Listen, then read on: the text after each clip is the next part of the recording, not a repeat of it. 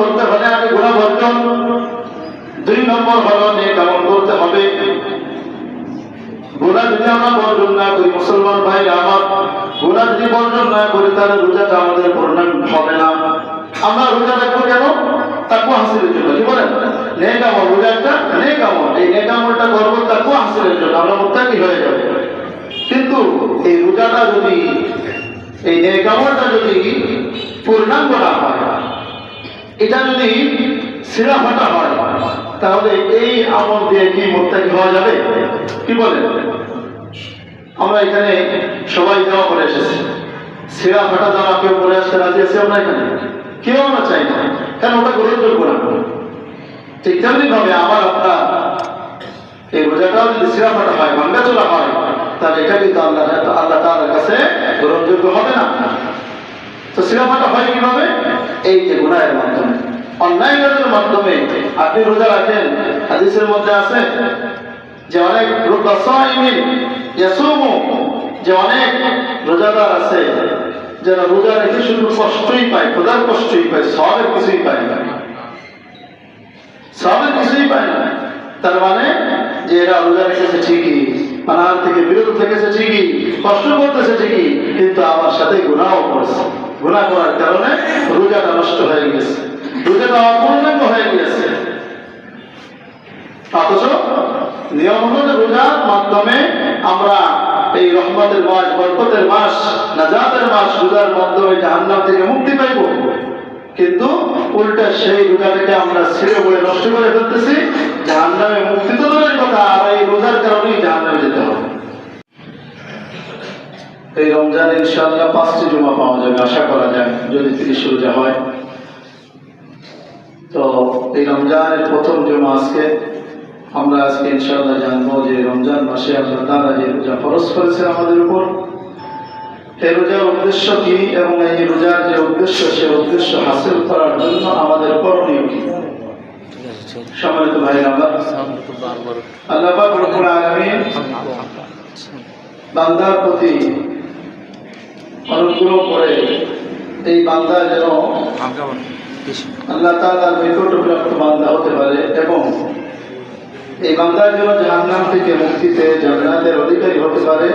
এজন্য আল্লাহ রাব্বুল আলামিন এই বান্দার জন্য এই রমজান মাস একটা বোনাস স্বরূপ, একটা বিশাল নিয়ামত স্বরূপ দান করেছেন, যেন এই রমজান মাসে আমল করে আমার বান্দা যেন আমার অনেক নিকটে আসতে পারে। সুবহানাল্লাহ।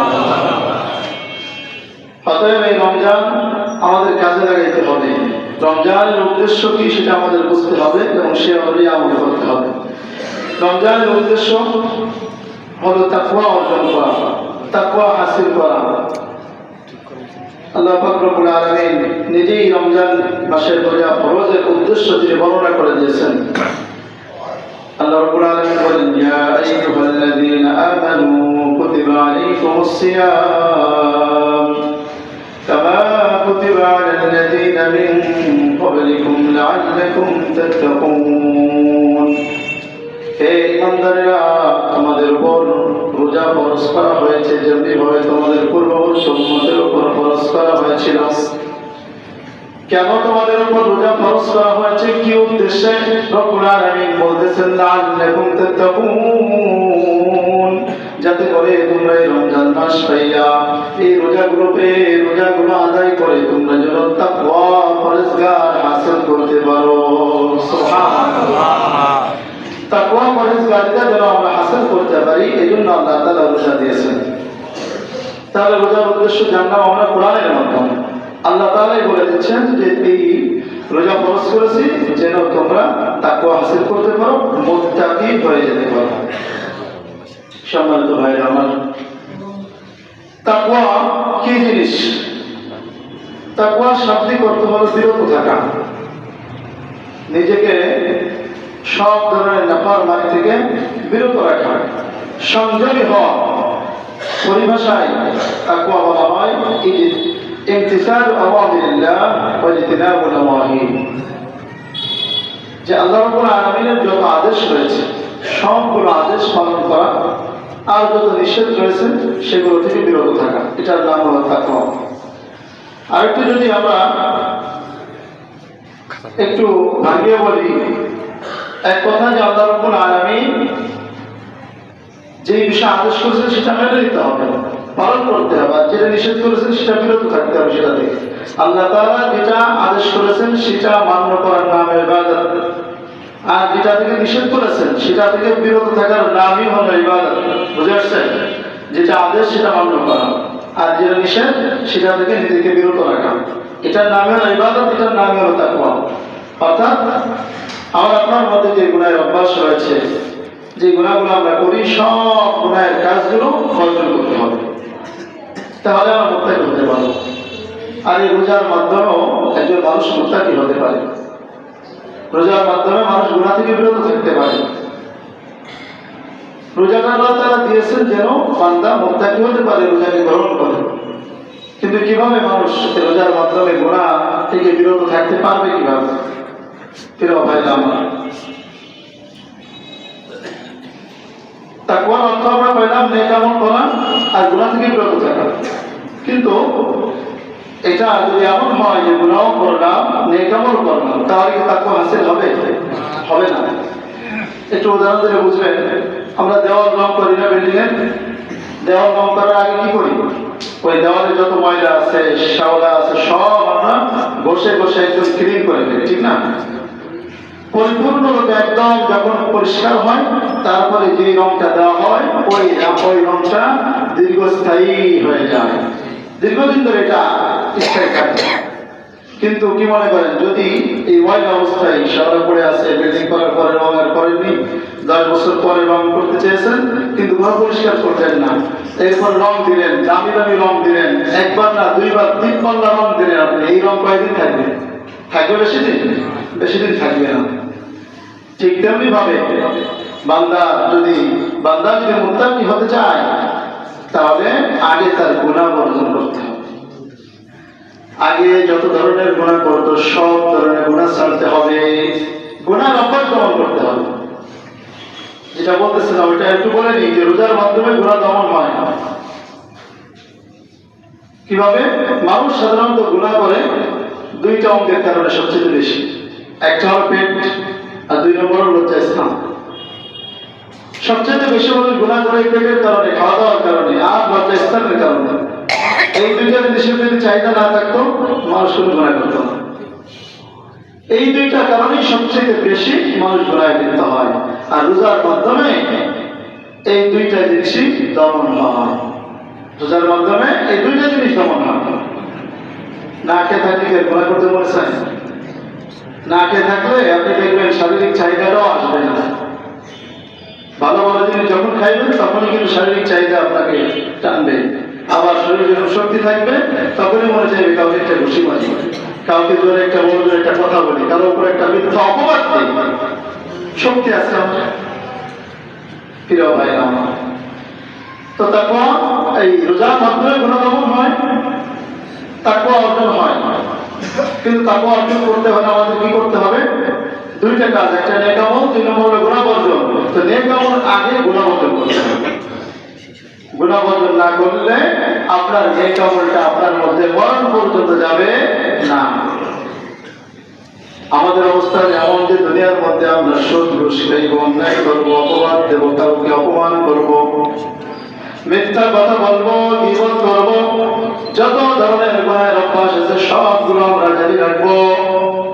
আবার ফজিলতের কথা শুনেছি, রোজা রাখার ফজিলত শুনেছি, রোজা রাখতেছি, সারি খাইতেছি হারাম দিয়ে, ইফতারি খাইতেছি হারাম দিয়ে, রোজা রাখা অবস্থায় চোখ হেফাজত করতে পারতেছি না, বেগানা নারীকে দেখতেছি, অন্যায় করতেছি, জবান হেফাজত করতে পারতেছি না।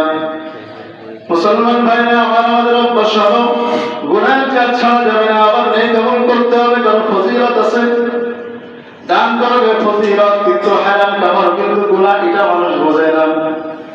দান আমার করতে হবে, হারাম হোক আর হালাল হোক দেখার দরকার নেই, আমার দান করতে হবে। কিন্তু মুসলমান দুই দিকের মাসালাই জানতে হবে। দান করলে যেমন ফজিলত, তেমনি ভাবে হারাম টাকা উপার্জন করাটাও হারাম, অন্যায়। আর হারাম জিনিসের মাধ্যমে দান করলে দানের কোনো সওয়াব পাওয়া যাবে না। আমরা এটা বুঝি না। যত ধরনের গুনাহের অভ্যাস আছে সবগুলো চালু থাকবে। আবার 5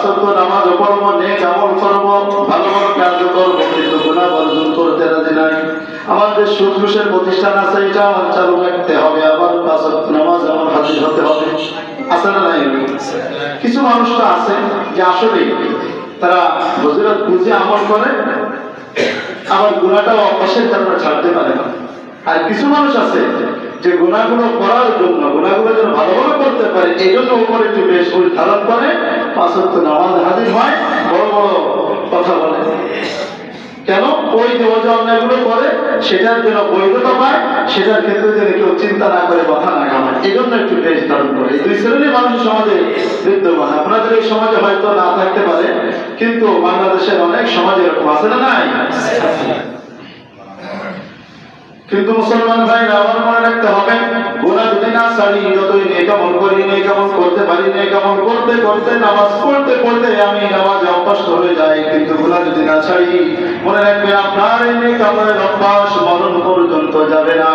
যখনই আপনার দীর্ঘ সময় আসবে, যখনই রাগের সময় আসবে, তখনই আপনার এই তাকওয়া পরহেজগারিতা সব ছুটে যাবে। যখন আবেগের সময় আসবে, মানুষ ইগোর কারণে গুনাহ করে, আবার আবেগের কারণে গুনাহ করে। মানুষ রাগের কারণে, অহংকারের কারণে গুনাহ করে, আবার আবেগের কারণে গুনাহ করে। এই মুসলমান ভাইরা আমার, যখন একজন মানুষ 5 ওয়াক্ত নামাজি হয়ে যায়, পরেজগার হয়ে যায়, বাহ্যিকভাবে দেখলে মনে হয় জামানা আব্দুল কাদের জিলানী, কিন্তু যখন তার কোনো স্বার্থে বাঁধে, তখন কাউকে ছাড় দেয় না। গাদি যতটা পেটের মধ্যে আছে সবগুলো জবান দিয়ে বের করে, যতগুলো অশ্লীল কথা মুখ থেকে বের করতে পারে, ক্ষমতা বলে প্রত্যেকটা অশ্লীল কথা সে মানুষকে বলে বেড়ায়। পারলে তাকে মার দেওয়া শুরু করে, অন্যায় ভাবে অপমান করতে শুরু করে দেয়, ঠিক কিনা? মানুষ পরেজগারিতা অর্জন করার পরও আবার ছুটে যায় কিছুদিন পরে। কেন জানেন? ওই যে গুনাহ ছাড়তে পারেনি, নিজের মধ্যে যে গুনার অভ্যাসগুলো ছিল ওগুলো ছাড়তে পারেনি। ওই যে বলেছিলাম যে দেওয়ালে যদি ময়লা অবস্থায় যদি আপনি রং করেন, ওটা 1 বছর যাওয়ার আগেই দেখবেন যে সেই রংগুলো পড়ে গেছে, বেশি দিন থাকবে না। দেওয়াল 2-1 দিন পরে খুব ভালো লাগবে, কিন্তু 1 বছরের ভিতরে ওই রং পড়ে যাবে। কিন্তু ওই রং ময়লাগুলো একদম পরিষ্কার করে আপনি যদি রংটা দেন, তাহলে দেখা যাবে 1 বছর কেন 10 বছর ওই রঙের কোনো পরিবর্তন আসবে না। ঠিক তেমনি ভাবে মুসলমান ভাইরা আমার, আপনার মধ্যে যে গুনাহের অভ্যাস রয়েছে, এই গুনাহগুলো যদি আগে বর্জন করতে পারি, গুনাহগুলোকে যদি আমি পরিষ্কার করতে পারি, আমার অন্তরকে পরিষ্কার করতে হবে, আমার কলবকে পরিষ্কার করতে হবে, আমার চিন্তাকে পরিষ্কার করতে হবে, আমার কাজকর্মকে গুনাহ থেকে পরিষ্কার করতে যখন আমি পারবো, এরপরে যখনই কোনো নেক আমল করবো, ওই নেক আমলটা আমার আপনার মরণ পর্যন্ত যাবে। সুবহানাল্লাহ। শুধু তাই নয়, আপনার ওই নেক আমল আপনাকে জান্নাতে পৌঁছে দেবে। সুবহানাল্লাহ। আমাদের মধ্যে আছে, আমরা নেক আমল অনেক করতে রাজি, যদি দান করতে পারেন কোনো অসুবিধা নেই, দান করবো, কিন্তু গুনাহ ছাড়তে রাজি নাই। প্রিয় ভাইরা আমার, গুনাহ আগে ছাড়তে হবে। আপনি আগে গুনাহ ছাড়েন, নিজেকে পরিষ্কার করেন, এরপরে যে নেক আমলটাই আপনি করবেন সেটা অল্প হোক। হাদিসের মধ্যে আছে না, আফলিস দীনাকা ইয়াকফিকাল আমালুল কলিল। এই যে মাদ্রাসায় ছোট ছোট বাচ্চাদের এই হাদিসটা মুখস্থ আছে যে তোমার দ্বীনকে, তোমার ঈমানকে তুমি খাঁটি করো, নির্ভেজাল করে করো তোমার ঈমানকে, দেখবা আমল যদি অল্প হয়, এই অল্প আমলে তোমার নাজাতের জন্য যথেষ্ট হয়ে যাবে। এই খাঁটি হওয়ার মানে কি? যে ঈমানকে খাঁটি করতে হবে, আর অল্প আমল যে আপনাকে নাজাত দিবে, তার মানে কি? তার মানে হলো যে আপনার আমল রয়ে গেল গুনাহ নেই। গুনাহ না থাকা অবস্থায় যদি অল্প আমল যদি হয়, এই অল্প আমলে আপনার নাজাতের জন্য যথেষ্ট হয়ে যাবে। আর গুনাহ থাকলো, আর গুনার সাথে যদি আপনার অনেক নেক আমল থাকে, এই নেক আমল দেখবেন গুনার সাথে গুনাহ ওই নেক আমলকে খেয়ে ধ্বংস করে দেবে। গুনাহের কারণে মানুষ, কিছু গুনাহ তো আছে এমন মানুষ গোপন গুনাহ করে, অথবা কিছু এমন গুনাহ থাকে যে গুনাহের কারণে বাহ্যিকভাবে তার উপরে কোনো ফল দেখা যায় না, কিন্তু মরণের আগে এটা প্রকাশ পেয়ে যায়। মরণের আগে প্রকাশ পেয়ে যায়। তার মধ্যে অন্যতম একটি হলো ওলামায়ে কেরামের সাথে বেয়াদবি করা। অনেক পরেজগার মানুষ দেখেছি, কিন্তু ওলামায়ে কেরামের কাছে যখন আসে, তাদের সঙ্গে যদি কোনো স্বার্থে বাঁধে, বাস তাদেরকে ছাড় দেয় না, তাদের সঙ্গে চরম পর্যায়ে বেয়াদবি করে। এই সমস্ত ব্যক্তিদের ক্ষেত্রে হাদিসের মধ্যে আছে আবু হুরায়রা রাদিয়াল্লাহু আনহু থেকে বর্ণিত, তিনি বলেন আমার আশঙ্কা হয় যারা উলামায়ে কেরামের সাথে বেয়াদবি করে, আমার আশঙ্কা হয় যে মরণের আগে এই ব্যক্তি ঈমান নিয়ে মরতে পারবে না, মরণের আগে ঈমান নিয়ে মরতে পারবে না উলামায়ে কেরামের সাথে যদি বেয়াদবি করে। প্রিয় ভাইরা আমার, এজন্য তাকওয়া অর্জন করতে হলে দুইটা কাজ, একটা হলো গুনাহ বর্জন আর একটা হলো নেক আমল। তা আগে কোনটা? গুনাহ বর্জন। আপনার গুনাহ থেকে পবিত্র থাকতে হবে, অন্যায় কাজ ছাড়তে হবে, সব ধরনের জুলুম ছাড়তে হবে।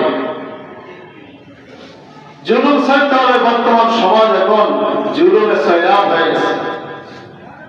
কথার মধ্যে জুলুম, কাজের মধ্যে জুলুম, মসজিদে আইসাও জুলুম। মসজিদ সবচেয়ে পবিত্র জায়গা, উৎকৃষ্ট জায়গা, সেসব জায়গায় মানুষ জুলুম করতে ছাড়ে না। নামাজ পড়তেছে আবার জুলুমও করতেছে। কি বলেন? এই নামাজ দিয়ে কোনো কাজ হবে? ওই জুলুমে নামাজের ইবাদত, নামাজের সবটাকে খেয়ে ফেলবে। হাবিতাত আমালুহুম ফিদ দুনিয়া ওয়াল আখিরাহ, ওই ব্যক্তির সকল আমল দুনিয়া ও আখিরাতে সব বরবাদ হয়ে যাবে। তার মানে দুনিয়ায় কাজে দিবে না, আখিরাতেও কাজে দিবে না।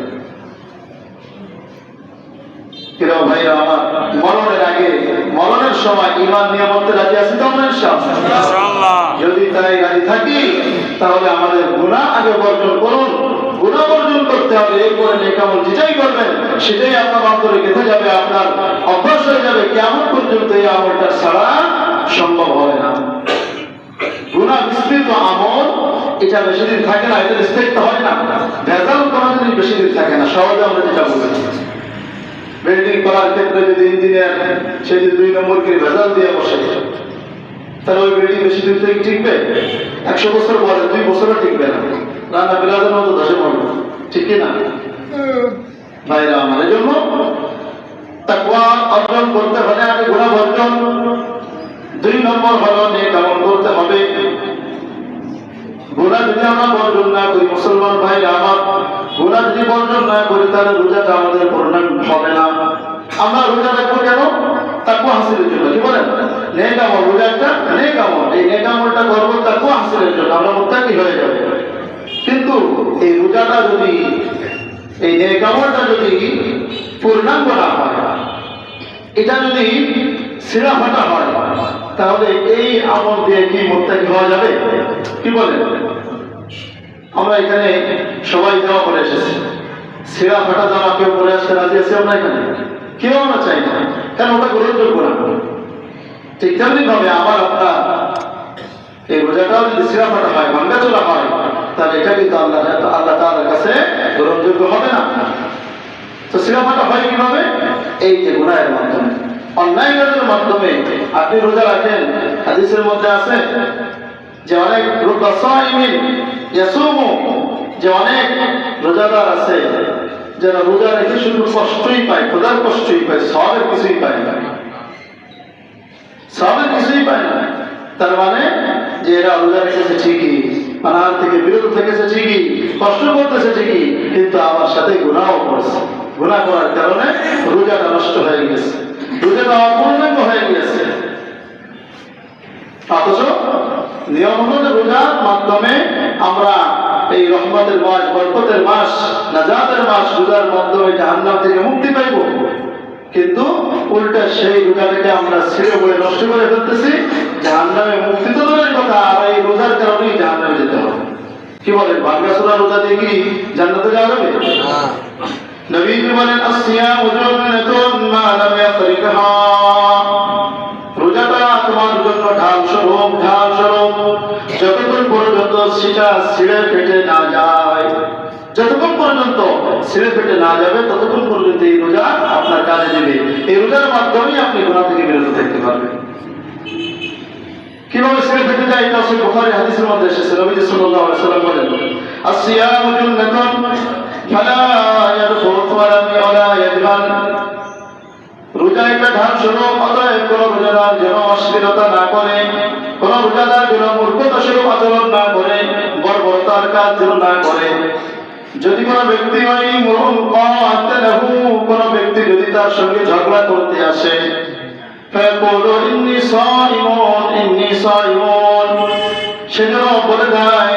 রোজাদার, আমি রোজাদার। যখন কোনো ব্যক্তি আপনার সাথে ঝগড়া করতে আসবে, আপনি যাবেন না। আপনি বলবেন, ভাই রোজাদার শিখিয়ে দিচ্ছেন কে? নবী সাল্লাল্লাহু আলাইহি ওয়াসাল্লাম। নবীজির শিখানো বাক্য যদি আমরা গ্রহণ না করি, তাহলে আমরা সফল হতে পারবো? তোমার কাছে যদি কেউ ঝগড়া করতে আসে, বলে দাও, ভাই আমি রোজাদার, আমি ঝগড়া করতে চাই। দেখবেন সে ঝগড়া করতে আসবে না। কেউ গীবত করতে আসছে আপনার কাছে, গীবত বলা নেই গুনাহ, গীবত শোনাও সে একই গুনাহ। আপনি বলবেন, ভাই আমি রোজাদার। যখনই বলবেন যে কেউ রোজ বলতেছেন, আপনি আস্তে সাদ্দুল বাব, আপনি দরজা বন্ধ করে দেবেন গুনাহের। কি ভাই, তুমি আমার থেকে সরে যাও, আমি শুনতে চাই না। কারণ তুমি করে যে গুনাহ করবে, আমি শুনলে সে এক গুনাহ হবে। হাদিস শরীফের মধ্যে আছে, নবী সাল্লাল্লাহু আলাইহি ওয়াসাল্লামকে জিজ্ঞেস করা হলো যে রোজাটা কোন গুনাহের কারণে বেশি ছিঁড়ে ফেটে যায়? নবীজি বললেন, সবচেয়ে বেশি ছিঁড়ে ফেটে যায় গীবতের কারণে এবং মিথ্যা কথা বলার কারণে। দেখবেন যে রোজা রাখার পরেও অন্য কোনো গুনাহ করলে কষ্ট হলে হতে পারে, কিন্তু জবানের গুনাহটা একটু সহজ। জবান নাড়িতে তেমন কষ্ট হয় না। এই জন্য দেখা যায় জবানে মিথ্যা কথা বলে মানুষ। রোজাও রাখে, মিথ্যাও ছাড়ে না। রোজাও রাখে, গীবতও করে। মিথ্যা বলতে বলতে এমন হয় যে আলেম ওলামাদের বিরুদ্ধে মিথ্যা বলতে তারা এদের বুক কাঁপে না। কতগুলো স্পর্ধা এদের। কোন একজন মুমিন মুসলমানের বিরুদ্ধে মিথ্যা কথা বলে, এটা তো চরম অন্যায়, চরম অন্যায়। কাকা চুপ। কোন মুসলমানের বিরুদ্ধে কোন মিথ্যা কথা বলে, এটা চরম অন্যায়। এবং সেটা যদি ওলামায়ে কেরামের সাথে হয়, সেটা আরো বেশি জঘন্য হয়ে যায়। নবীজি বলেন, মিথ্যা এবং গীবতের মাধ্যমে সবচেয়ে বেশি রোজার মধ্যে সমস্যা হয়ে যায় জবানের গুনাহের মাধ্যমে। যত ধরনের নাফরমানি আছে, সব ধরনের নাফরমানির কারণে এই রোজা অপূর্ণ হয়ে যায়, অপূর্ণাঙ্গ থেকে যায়, ছিঁড়ে ফেটে যায়। সবচেয়ে বেশি মানুষ এই গুনাহগুলো করে জবানের দ্বারা, মিথ্যা এবং গীবতের দ্বারা। এটা আমার কথা। মুসনাদ আহমদের মধ্যে হাদিস এসেছে, রোজা রেখে আমাদের অনেক সময় কষ্ট হয়। যখন কষ্ট হবে, যদি শারীরিক অসুস্থতা না হয়, সব ঠিক থাকার পরে যদি কষ্ট হয়, একটু মাথা কাটাবেন যে আমার দ্বারা মনে করে গুনাহ হয়ে গেছে, আমার দ্বারা মনে করে গুনাহ হয়ে গেছে। হাদিসের মধ্যে আছে দুই মহিলার ঘটনা। তারা রোজায় কাতর হয়ে পড়েছে, কোনোভাবেই তারা একদম দুর্বল হয়ে গেছে। সাহাবায়ে বলছে, ইয়া রাসূলুল্লাহ, দুইজন মহিলা একদম অবস্থা খারাপ, কি করবে এখন? বলে, আমার কাছে নিয়ে আসো। নবীজি তো বুঝতে পেরেছেন যে নিশ্চয়ই কিছু ঘটেছে। নবীজি বলেন, যাও একটা পাত্র নিয়ে আসো। মুসনাদ আহমদের হাদিস, একটা পাত্র নিয়ে আসো। ওই দুই মহিলাকে বলাইতে বমি করতে। দুই মহিলা বমি করেছে, তার গলা থেকে কাঁচা রক্ত এবং একদম তাজা গোশত বের হয়ে পড়েছে। নাউযুবিল্লাহ বলি। নবীজি বললেন, এরা গীবত করেছে, যার কারণে কোরআনের মধ্যে বলা হয়েছে গীবত করলে অপর ভাইয়ের গোশত খাওয়ার সমান। তার একটা বাস্তব নমুনা আল্লাহ তাআলা এই মুজিজার মাধ্যমে দেখিয়ে দিয়েছেন। এটার মাধ্যমে বুঝিয়ে দিয়েছেন যে গীবত করা মানে অপর ভাই মৃত ভাইয়ের গোশত খাওয়ার সমান। দেখিয়ে দিয়েছেন যে তোমরা গীবত করেছো, তাহা আমরা গীবত করেছি, স্বীকার করেছি, এই জন্য তোমাদের এই কষ্ট হচ্ছে। এই জন্য সবকিছু ঠিক থাকার পরেও যদি দেখবেন যে রোজার কষ্ট হচ্ছে, বুঝতে হবে আমার দ্বারা কোনো গুনাহ হয়ে গেছে। আমি হয়তো কারো গীবত করেছি, আমি হয়তো মিথ্যা কথা বলেছি, বা অন্য কোনো গুনাহ করেছি, তখন দেখবেন টের পাইবেন। কিন্তু যদি আপনি যদি একদম কোনো গুনাহ না করেন, শারীরিক অসুস্থতা না থাকে, আপনি দেখবেন রোজা আপনি কোনো কষ্ট টের পাইবেন, কোনো টের পাইবেন আল্লাহ। এই জন্য রোজাটা যদি আমাদের পূর্ণাঙ্গ রাখতে হয়, তাহলে গুনাহ থেকে বিরত থাকতে হবে, গুনাহ থেকে বিরত থাকতে হবে। গুনাহ থেকে বিরত না থাকলে এই রোজাটা কিন্তু আমার আপনার কাজে আসবে না। সবচেয়ে বেশি যে গুনাহের কথা হলো গীবত করা। গীবতটা এখন মানুষ গীবত বানাই ফেলছে। আমরা যেটাকে গীবতকে খুব মজাদার মনে করি, গীবতের মতো মনে করি, আল্লাহ রাব্বুল আলামিন এই গীবত নামক গীবতকে মৃত ভাইয়ের গোশত খাওয়ার শামিল করেছেন। সূরা হুজুরাতের মধ্যে রাব্বুল আলামিন বলেন, ওয়ালা ইয়াতাবাদুকুম বা'দা, তোমরা একে অপরের গীবত করিও না। আইয়ুহিব্বু আহাদুকুম আন ইয়াকুলা লাহমা আখিহি মাইতান ফাকারিহতুমুহ, তোমরা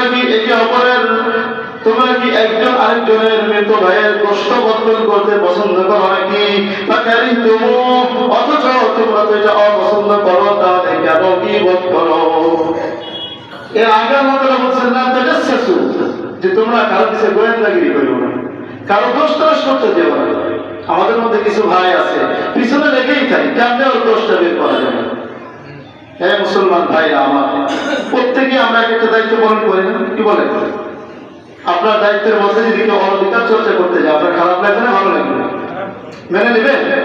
আরে খারাপ লাগা তো বলে কথা, যদি কেউ আপনার দায়িত্বের মধ্যে অনধিকার চর্চা করতে আসে, তাহলে তো আপনার তো মনে মধ্যে একটা আছে মতো মনে বলবে কি? কেউ কারো দায়িত্বের মধ্যে অনধিকার চর্চা করার কোনো সুযোগ নাই। আপনি ব্যবসা করেন, ব্যবসার মধ্যে আপনি যে আমি যদি বলি যে এইভাবে না এইভাবে করো, সেভাবে না এইভাবে করো, এটা কেন করতেছ, তখন কি ভালো লাগবে? ঠিক তেমনি ভাবে এই দায়িত্ব পালনের মধ্যে অনেক রকম রয়েছে। তারা তাদের দায়িত্ব যেভাবে পালন করবে, সে দায়িত্বের মধ্যে যদি ভুল থাকে আপনি ধরিয়ে দিবেন ভদ্রতার সহিত, আদবের সহিত। কিন্তু আপনি যদি খোঁজ নিতে যান, নামাজ পড়াইল, নামাজের মধ্যে দেখলাম যে পাটাকে মনে একটু বাঁকা হয়ে দাঁড়ায়, নামাজের মধ্যে গায়ে একটু মশা পড়েছে, হুজুর দেখলাম একটা মশা মারল, এই হুজুরের পিছনে নামাজ পড়া যাবে আছে না নাই? আর শুধু পিছনে লেগে থাকে। আল্লাহ বলছেন না তাজাসসু, কোন ভাইয়ের পিছনে লেগে থেকো না, কোন ভাইয়ের দোষ তালাশ করতে দেও না। আর আমরা মুসলমান ভাইরা, আমরা মুসলমান ভাই, আমরা আল্লাহকে মানি, আল্লাহ আমাদের রব, এটা মানার পরও মানুষের দোষ তালাশ করতে থেকে অনর্থক। প্রত্যেকেই নিজের দায়িত্ব নিয়ে চিন্তা করা উচিত, তাহলেই উন্নতি করা সম্ভব, কি বলেন? কিন্তু আমরা আছি কি, নিজের কোনো খবর নাই, নিজের ফ্যামিলির কোনো খবর নাই, আমার ফ্যামিলি নামাজ পড়ে কিনা এটার কোনো খবর নাই, আমার পরিবার ঠিক আছে কিনা তার কোনো খবর নাই, আমার ছেলে ঘুমিয়ে থাকে, আমার স্ত্রী ঘুমিয়ে থাকে, নামাজ পড়ে না। আমরা দৌড়ে যাই যে হুজুরের কি অবস্থা, হুজুরের নামাজটা কি ঠিক মতো আছে কিনা, হুজুর কি নফল নামাজ পড়ে কিনা, হুজুর কি সুন্নাত, হ্যাঁ সুন্নাতের আগে আসে কিনা। আমরা এইগুলোর মধ্যে থাকি। সবাই না, কিছু মানুষ, এই কিছু মানুষের কারণে গোটা সমাজ ধ্বংস হয়ে যায়। সেই সাদি রাহিমাহুল্লাহ বলে গিয়েছেন যে একটা ফুল বাগান নষ্ট করার জন্য একটা হুতুম বাছাই যথেষ্ট, একটা ফুল বাগান নষ্ট করার জন্য একটা হুতুম বাছাই যথেষ্ট। এই জন্য এই সকল হুতুম বাছা যদি সমাজে, এই সমাজ হয়তো নাই, যদি থাকে কোনো চান্স দেওয়া যাবে না, কোনো সুযোগ দেওয়া যাবে না, পারবেন না ইনশাআল্লাহ? কোনো অনধিকার যদি কোনো ব্যক্তি করতে আসে, তাকে ইচ্ছা মতো ধরবে। তোমার দায়িত্ব এটা দেখা, তোমার দায়িত্বের মধ্যে তুমি থাকো। আগে তুমি নিজের সংশোধন হও। আল্লাহ বলেছেন কু আনফুসাকুম ওয়া আহলিকুম নারা, আগে নিজে জাহান্নাম থেকে বাঁচো, পরিবারকে জাহান্নাম থেকে বাঁচো, এরপরে জাতির চিন্তা করো। আর আমাদের অবস্থা এমন যে যারা জাতিকে বাঁচানোর জন্য দিক নির্দেশনা দেবে, তাদেরকে দমানোর জন্য যা কিছু দরকার, তাদের দোষ ত্রুটি কেমনে খুঁজে বের করা যায়, দোষ না করলেও মুখ দিয়ে যদি কথা সালাম দিই, বলবে যে হুজুর আমাকে গালি দিয়েছে। এরকম নিকৃষ্ট মানুষও অনেক সমাজে থাকে, এরকম নিকৃষ্ট মানুষও নবীদের জামানায় ছিল। ওলীদ ইবনে মুগীরা, শুনবেন ঘটনা। নবী তো বলেছিলেন তুমি হলো জারুর সন্তান, তুমি জারুর সন্তান। ওলীদ ইবনে মুগীরা চলে গেছে তার মায়ের কাছে, মা ও কাফের মুশরিক হলেও নবীর প্রতি তাদের বিশ্বাস আছে, যে মিথ্যা কথা বলেন জানেন না। কাফেররা আমার নবীকে সাল্লাল্লাহু আলাইহি সাল্লাম আলামিন বলেছেন, বিশ্বস্ত বলেছেন, সে কোনদিন মিথ্যা কথা বলে না। তো নবী বলেছে, কথাটা বেড়ে লেগে গেছে। দেখে আমার মায়ের কাছে যে, মা আমাকে তো নবী মুহাম্মদ বলেছে আমি নাকি জারুর সন্তান, কথাটা কি ঠিক? মায়ের মুখ থেকে কথা বের হয় না। হাদিসের মধ্যে আছে মায়ের মুখ থেকে কথা বের হয় না, সত্যতা প্রমাণ হয়ে গেল। এই ওলীদ ইবনে মুগীরার ব্যাপারে সূরা কলম পড়ে দেখেন, প্রায় 10 থেকে 12টার মত হবে। এর নির্দিষ্ট খাসরাত বর্ণনা করেছে। এর কাজ ছিল কি, নবী সাল্লাল্লাহু আলাইহি ওয়াসাল্লাম যখন সাহাবীদের কথা বলতেন, তখন অনর্থক প্রশ্ন করত, নবীকে কষ্ট দিত, অনর্থক বিষয়টা নবীকে কষ্ট দিত। নবীকে বলতো যে এই লোকটা আমার অনেক কষ্ট দেয়, এটা আমার খুব খারাপ লাগে। আমি কথা বলতেছি, আমার কথার মধ্যে নবীর কথা তো কি, প্রত্যেকটা কথা কি। এই যে আমরা হাদিসের কথা বলি, হাদিসগুলো যদি নবীর মুখ থেকে বের হয়েছে, কিন্তু সবগুলো আল্লাহর পক্ষ থেকেই এসেছে। আল্লাহর ইশারা ছাড়া একটা কথা আমার নবী বলে নাই। কারণ যেই নবী কোনোদিনও নিজের নামটা লিখতে পারেন না, তার মুখ থেকে এত সাহিত্যপূর্ণ এরকম কোরআন বের হলো। যে কেমনে আপনি আল্লাহর পক্ষ থেকে এসেছে। হাদিস আপনি পড়ে দেখবেন, প্রত্যেকটা হাদিস এত সাহিত্যপূর্ণ, চ্যানেলে বের হয় না। নবীজি বলতেন যে হ্যাঁ, নবীজি করে ব্যক্তি করতো এই কথার মধ্যে অনর্থক প্রশ্ন, কোনো দরকারই না, এইগুলো বলে বলে নবীজিকে কষ্ট দিত। তাকে দমানোর জন্য আল্লাহ তাআলা আয়াত নাযিল করে দিলেন সূরা কলামের মধ্যে, ওতুল্লিম বাদা যালিকা জানিম। অনেকগুলো এই বদকিসলামের মধ্যে একটা হলো এই যে অহংকারী এবং এই ব্যক্তি জিনার সন্তান। জালিম মানে জিনার সন্তান। এই জন্য দেখবেন যারা ওলামায়ে কেরামের সাথে বেয়াদবি করে, খোঁজে দেখবেন এদের জন্মে অবশ্যই সমস্যা আছে। এটা আমার কথা না, কোরআনের কথা, এটা কোনো বানানোর কথা না। তাফসীর দেখবেন, প্রত্যেকটা কথা আপনি দেখবেন যাচাই করবেন। সূরা কলম পড়েন, একটা না অনেকগুলো তাফসীর বের করে পড়েন, বাংলা তাফসীর তো অনেক বের হয়ে গেছে, দেখবেন টের পাইবেন যে আল্লাহ তাআলা কোনো বেয়াদবকে আল্লাহ তাআলা ছাড় দেননি। কোনো বেয়াদবকে, নবীর সাথে যে ব্যক্তি বেয়াদবি করেছে তাকে আল্লাহ তাআলা সাথে সাথে ধরেছেন। কাব বিন আশরাফ নবীকে গালি দিত, বিভিন্নভাবে কষ্ট দিত, সমালোচনা করে করে কষ্ট দিত। নবীজি সাল্লাল্লাহু আলাইহি ওয়াসাল্লাম একদিন মজলিসের মধ্যে বললেন, মান লিকা, এই কাব বিন আশরাফের জন্য কে যথেষ্ট হবে? মুহাম্মদ বিন মাসলামা বললেন, ইয়া রাসূলুল্লাহ, আমি আছি আপনার জন্য, এই কাব বিন আশরাফকে আমি ধ্বংস করব। আল্লাহু আকবার বলি। নবীর মুহাব্বতে সাহাবীরা এমন করেছেন। প্রিয় ভাইরা আমার, নবীজির কথা, ওলামায়ে কেরাম হলেন ওয়ারাসাতুল আম্বিয়া, নবীদের ওয়ারিস। কিসের ওয়ারিস? ইলমের ওয়ারিস, সম্পদের ওয়ারিস হয় না নবীদের, ইলমের ওয়ারিস। সেই ইলম আপনাদের সামনে বন্টন করার জন্য এই দুনিয়া এখন নবী নাই, কিন্তু আলেম আছে। কি বলেন? নবীর ওয়ারিসদের সঙ্গে সঙ্গে বেয়াদবি করা মানেই তো নবীর সঙ্গেই বেয়াদবি করা। একজন আলেম কি বানানোর কথা বলে না নবীর কথা বলে? তো সেই কথা বলার কারণে যদি আপনি বেয়াদবি করলেন, আসলে কি আলেমের সাথে বেয়াদবি করলেন না নবীর কথার সাথে বেয়াদবি করলেন? মান আদালি ওয়ালিয়ান ফাআদানু বিহারবিন মিনাল্লাহ। যেই ব্যক্তি আমার বন্ধুর সঙ্গে, আলেমের সঙ্গে যেই ব্যক্তি শত্রুতা করে, আল্লাহ তাআলা তাকে বলছে তুমি যুদ্ধের জন্য প্রস্তুত হও আল্লাহর সঙ্গে। আল্লাহর সঙ্গে যুদ্ধ করতে পারবো আমরা? আল্লাহ ডাইরেক্ট ঘোষণা করেছেন তোমার সাথে যুদ্ধের ঘোষণা। প্রিয় ভাইরা আমার, তো বলতেছিলাম যে বেয়াদবি আমরা করব না। কোরআনের মধ্যে সূরা ফাতিরের মধ্যে আল্লাহ তাআলা বলেছেন, ইন্নামা ইয়াখশাল্লাহা মিন ইবাদিহিল উলামা। উলামাদের ব্যাপারে সার্টিফিকেট দিচ্ছেন আল্লাহ তাআলা। সার্টিফিকেট বুঝেন? আল্লাহ দিচ্ছেন ইয়াখশাল্লাহা মিন ইবাদিহিল উলামা। ইন্নামা ব্যবহার করেছেন যে নিশ্চয়, কেবলমাত্র, শুধুমাত্র আল্লাহকে ভয় করেই কেবলমাত্র ওলামায়ে কেরাম। 22 নম্বর পারা 14 নম্বর পৃষ্ঠা, এটা খুলে দেখেন, সূরা ফাতিরের মধ্যে আছে। আল্লাহ তাআলা যাদের ব্যাপারে তাকওয়ার ঘোষণা দিচ্ছেন, আল্লাহর ভয় ঘোষণা দিচ্ছেন, তুমি তার বিরোধিতা করতেছো, এটা বুক কাঁপে না? হাদিসের মধ্যে আছে একজন আলেমের জন্য গোটা দুনিয়ার মাখলুক তার জন্য ইস্তিগফার করতে থাকে, সমুদ্রের নিচে পানির নিচে মাছ পর্যন্ত তার জন্য ইস্তিগফার করতে থাকে। ফেরেশতারা তাদের জন্য তাদের নূরের পথ বিছিয়ে দেয়। আর তুমি যেই ব্যক্তি সবসময় ইস্তিগফার নিয়ে চলতেছে, দোয়া নিয়ে চলতেছে, তার সঙ্গে তুমি বেয়াদবি করে একটু মনে বাধা দেয় না? প্রিয় ভাইরা আমার, বলছিলাম যে বেয়াদবি আমরা করবো না। এটা করলে মরণের আগে ঈমান থাকবে না, বেঈমান হয়ে মরতে হবে। তো তাকওয়া অর্জন করতে হলে এই গুনাহ বর্জন করতে হবে, সব ধরনের গুনাহ বর্জন করতে হবে, অন্যায় কাজ ছাড়তে হবে, আর নেক আমল করতে হবে। হাদিসের মধ্যে আছে, নবী সাল্লাল্লাহু আলাইহি ওয়াসাল্লাম বলেন, নেক আমল সারা বছরই করব, কিন্তু এই রমজানের মাসে তোমরা সবচেয়ে বেশি বেশি নেক আমল করবা। কয়েকটি দিক নির্দেশনা দিয়েছেন যে ইস্তাগফিরু মিন আরবা'i খিসাল, চারটি কাজ সবচেয়ে বেশি বেশি করো তোমরা রমজানে। যে চারটি কাজের মধ্যে প্রথম দুইটি, ফাআমাল খাসলাতান ইন্নাতান তুরদুনা বিহিমা রাব্বাকুম, যে এই দুইটির মাধ্যমে তোমাদের রবকে তোমরা খুশি করতে পারবা, সেটা হলো শাহাদাতি আল্লাহ ইলাহা ইল্লাল্লাহ ওয়া তাস্তাগফিরুহ, এই কথার সাক্ষ্য দাও যে আল্লাহ ছাড়া কোনো মাবুদ নাই। তাহলে রমজান মাসে আমরা লা ইলাহা ইল্লাল্লাহ এটা জিকির বেশি বেশি আমরা করব।